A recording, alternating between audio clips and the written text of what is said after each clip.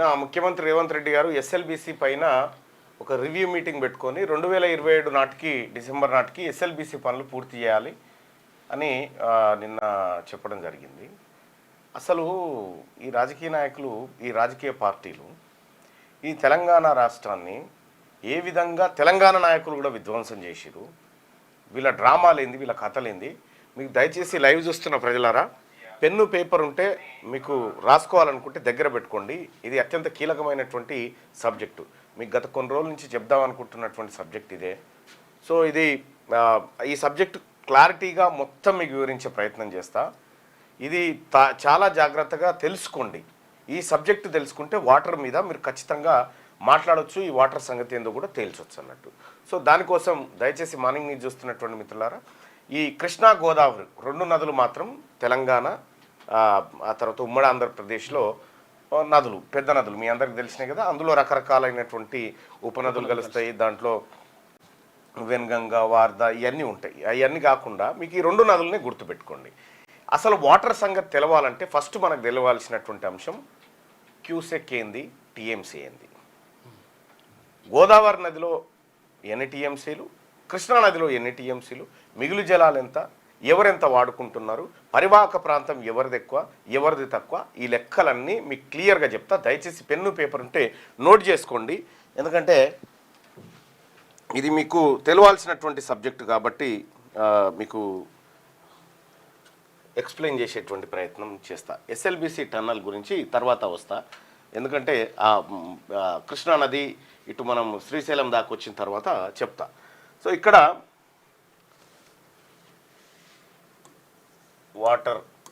వాటర్కి సంబంధించినటువంటి టాపిక్ సాగు తాగు నీరు ప్రాజెక్టులు.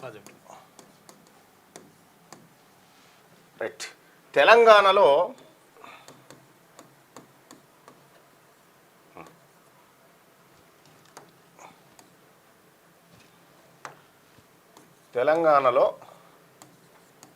రెండు ప్రధాన నదులను చూస్తాం మనం, కృష్ణా గోదావరి. ఒకటి కృష్ణానది, రెండవది గోదావరి.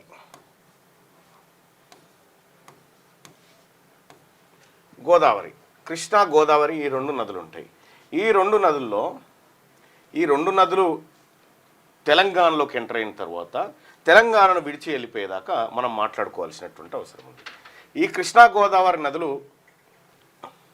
కృష్ణానది 69% తెలంగాణలో ప్రవహిస్తుంది, గోదావరి 79% తెలంగాణలో ప్రవహిస్తుంది.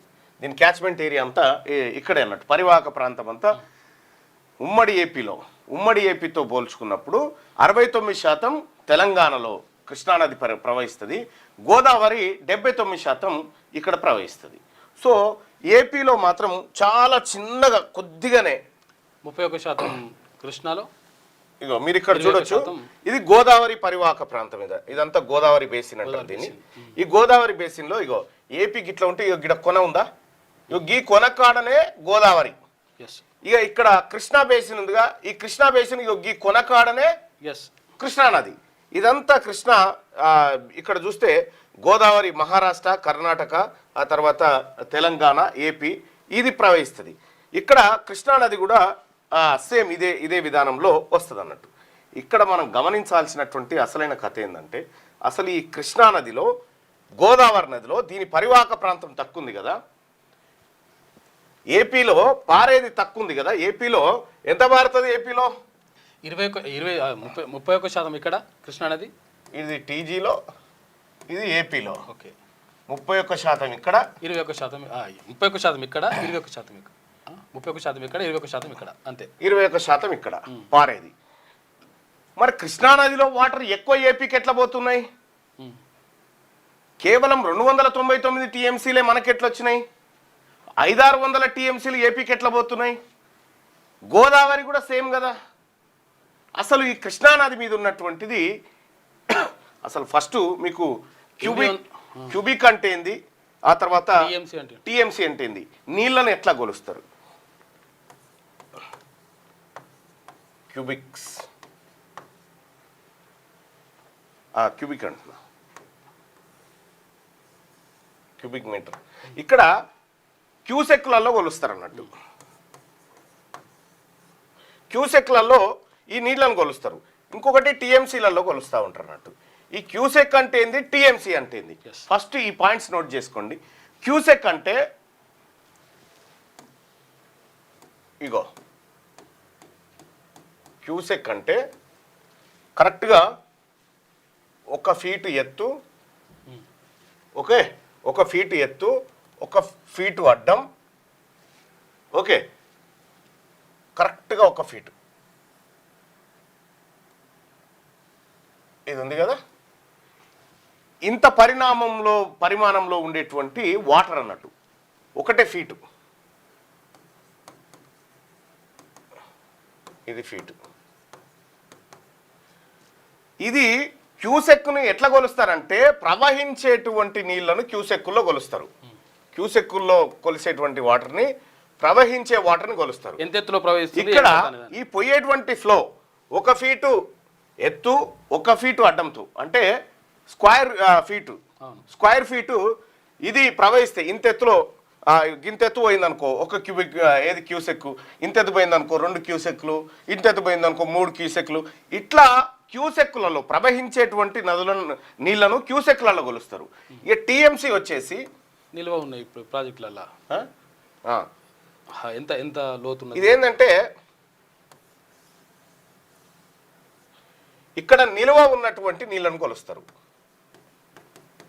నిల్వ ఉన్న నీటిని టీఎంసీలలో కొలుస్తారు.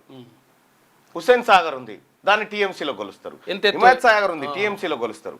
అయితే దీంట్లో టీఎంసీ అంటే ఎంత, మళ్ళా 1000 మిలియన్ క్యూసెక్స్. ఓకే,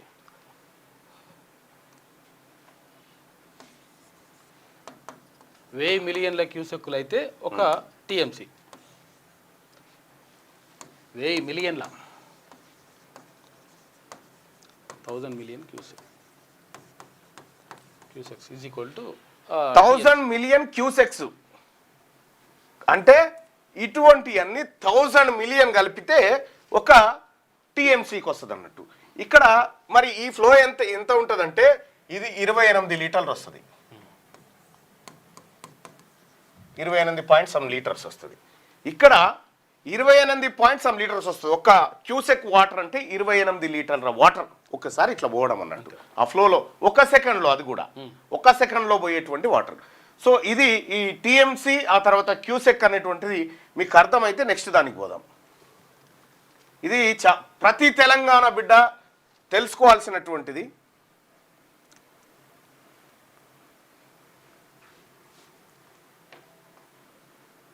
బీఆర్ఎస్లో మళ్ళీ కవిత కలిసిపోతుంది. మన కథ చూడరు ఫస్ట్, ఆమె సంగతి ఇచ్చిపెట్టి ఆమె బాధలను. దయచేసి ఈ సబ్జెక్టు ప్రతి ఒక్కరు తెలుసుకోవాల్సినటువంటి సబ్జెక్టు. టీఎంసీ అంటే ఏంది, క్యూసెక్ అంటే ఏంది. తెలంగాణ రాష్ట్రంలో కృష్ణానదుల గోదావరిలు ఉన్నాయి కదా, కృష్ణానది గోదావరి నది ఉన్నది కదా, ఈ నదులకు సంబంధించినటువంటిది మాట్లాడుకుందాం. ఇక్కడ దీన్ని ఏమంటారు అంటే 69% ఏరియా కృష్ణానదిలో బేసిన్ తెలంగాణలో ఉంటుంది, పరివాహక ప్రాంతం. గోదావరి 79% ఉంటుంది. ఇక్కడ మనం ఎట్లా అంటే ఇగో ఈ మ్యాప్లో మీరు చూడొచ్చు, ఇగో ఈ మ్యాప్లో ఇగో ఇది గోదావరి బేసిన్. ఈ పింక్ కలర్లో ఉంది కదా, ఈ పింక్ కలర్లో ఉందంతా గోదావరి పరివాహక ప్రాంతం అంటారు. ఇగో కృష్ణానది, ఇగో ఇది పరివాహక ప్రాంతం, ఇక్కడ చూడొచ్చు ఈ కలర్లో ఉంది. గంగా, ఈ భారతదేశంలోనే అత్యధిక బేసిన్ కలిగినటువంటిది గంగా రివర్. ఆ తర్వాత బ్రహ్మపుత్రలో, ఆ తర్వాత గోదావరిలో మాత్రమే మిగులు జలాలు ఉన్నట్టుగా ఒక సిడబ్ల్యూసి లెక్కలు చెప్తా ఉన్నాయి. ఈ మిగులు జలాల గురించి కూడా మాట్లాడుకుందాం. ఈ గోదావరి కృష్ణ టాపిక్ వరకే రండి. ఈ గోదావరి కృష్ణ మీద తెలంగాణలో ఏం ప్రాజెక్టులు ఉన్నాయి, ఎందుకు ఉన్నాయి, ఎక్కడెక్కడ ఉన్నాయి?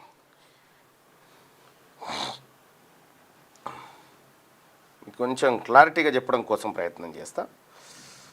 ఇంపార్టెంట్, తెలుసుకుంటే మంచిగా ఉపయోగపడుతుంది. చాలా నదీ జలాలు ఏంది, అసలు యాక్చువల్గా నీటి పంపకాలు ఏంది, రాష్ట్రాలు ఏంది. సో ఇవి తెలంగాణలో క్యాచ్మెంట్ ఏరియా బేసిన్. ఇది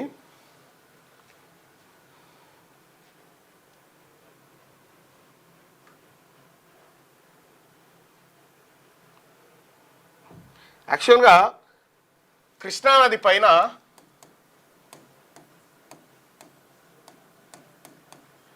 తెలంగాణ కోసం ఉన్నటువంటి ఏకైక ప్రాజెక్టు జూరాల ప్రాజెక్టు ఉంది. ఈ జూరాల ప్రాజెక్టును నిజాం 300 టీఎంసీల సామర్థ్యంతో కట్టాలని చూసిండు స్వాతంత్రం రాకముందుకు. అయితే దాన్ని ఆ తర్వాత స్వాతంత్రం వచ్చిన తర్వాత దాని కథ ఏడుకొచ్చిందంటే ఒకసారి అంత క్లియర్గా రాసి ఉందన్నట్టు, అందుకోసమే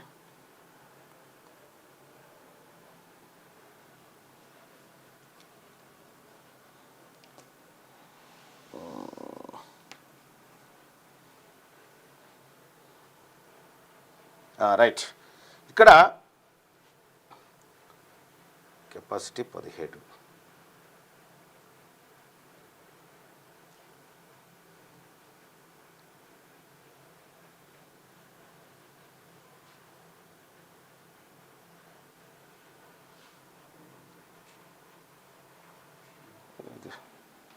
ఒక్క నిమిషం, ఈ ఫోన్ చేసి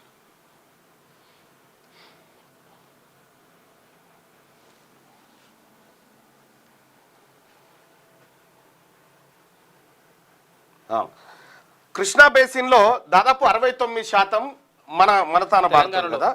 అయితే దీంట్లో ఒకే ఒక్క ప్రాజెక్టు జూరాల ప్రియదర్శిని ప్రాజెక్ట్ అని ఒకటి ఉంటుంది. ఆ జూరాల ప్రియదర్శిని ప్రాజెక్టు ఒక్కటి మాత్రమే తెలంగాణలో పారేటువంటి ప్రాజెక్టు.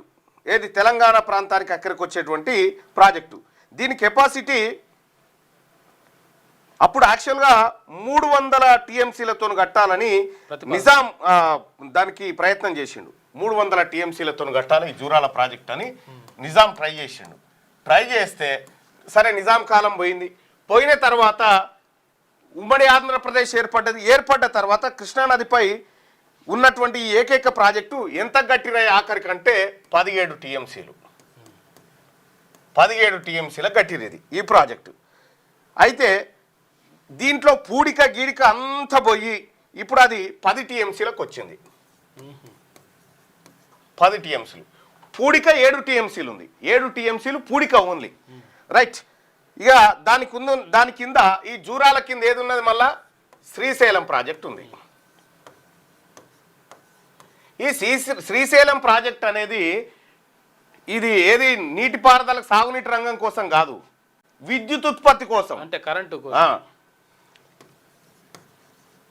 తయారు చేయడం కోసం, విద్యుత్ కోసం మాత్రమే కట్టిరు ఈ ప్రాజెక్టు. ఏది ఈ శ్రీశైలం ప్రాజెక్టు విద్యుత్ కోసం కడితే దీంట్లో శ్రీశైలం ప్రాజెక్టు కెపాసిటీ చిన్నగా నాకు కనిపించలేదే, సైజ్ పెద్ద చేస్తారా? ఇంకా అద్దాలు ఉన్నాయి రేపు. ఈ నైట్ పూట చూస్తే కళ్ళు కొంచెం నైట్ పూట 4 గంటలకు 5 గంటలకు లేచి చూస్తే ఫోన్లు కళ్ళు జర మబ్బు అయిపోతున్నాయి అట్లా. అయితే ఈ శ్రీశైలం ప్రాజెక్టు దీనికోసం కట్టిరు. దీనికోసం కట్టినటువంటి సందర్భంలో ఈ కృష్ణానదిలో జల విద్యుత్ కేంద్రం సంబంధించి ప్రత్యేకంగా దానికోసం కట్టిండ్రు. తర్వాత ఈ నీళ్ళు తీసుకొచ్చి మళ్ళీ మీది కోసి మళ్ళీ తీసుకొస్తారు. అంటే ఈ నీళ్ళు అంటే అట్లా డిమాండ్ తక్కువ ఉన్నప్పుడేమో అంటే ఎండాకాలంలో అట్లా చేస్తారు. రైట్.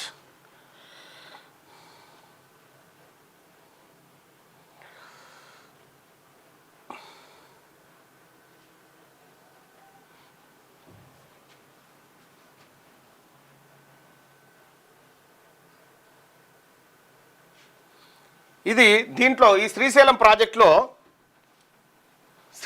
ప్రాజెక్టుని విద్యుత్ అవసరాల కోసం తయారు చేసినటువంటి ప్రాజెక్టు. అయితే ఆ తర్వాత కొన్ని పరిణామాల వల్ల పోతిరెడ్డిపాడు అనేటువంటిది ఉంది కదా, పోతిరెడ్డిపాడు హెడ్ రెగ్యులేటర్ అని చెప్పేసి తీసుకొచ్చిండ్రు. పోతిరెడ్డిపాడు రాజశేఖర రెడ్డి హయాంలో.